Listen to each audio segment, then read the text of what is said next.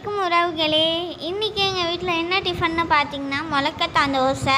எங்கள் அம்மா கடையில் நின்று கால் வலிக்கிறதுனால வீக்லி 1 டைம் இந்த மாதிரி ஒரு ஹெல்த்தியான ஃபுட்லாம் எடுத்துப்போம். அதில் ஒன்று தான் இந்த முளக்கத்தான் கீரை தோசை.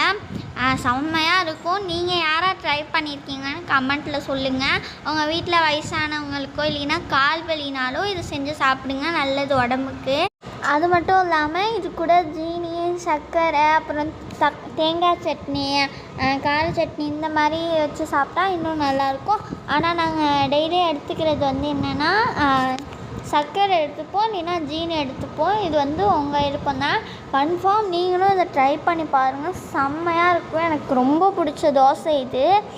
அது மட்டும் இல்லாமல் இதை சின்ன பிள்ளைங்களுக்கும் கொடுத்திங்கன்னா அவ்வளோ ஹெல்தி. சின்ன பிள்ளைங்களுக்கெலாம் அப்புறம் பெரியவங்களுக்கெலாம் இது சாப்பிட்டோம்னா கால் வலி இல்லாமல் இருக்கும், மூட்டு வலியும் இல்லாமல் இருக்கும். நீங்களும் கன்ஃபார்ம் இதை ட்ரை பண்ணி பாருங்கள், அவ்வளோ செம்மையாக இருக்கும். ஸோ லைக் பண்ணுங்கள், சப்ஸ்கிரைப் பண்ணுங்கள், ஷேர் பண்ணுங்கள். அஸ்ஸலாமு அலைக்கும் உறவுகளே. நீங்கள் சாப்பிட்டுருந்தா கமெண்ட் பண்ணுங்கள், லைக் பண்ணுங்கள்.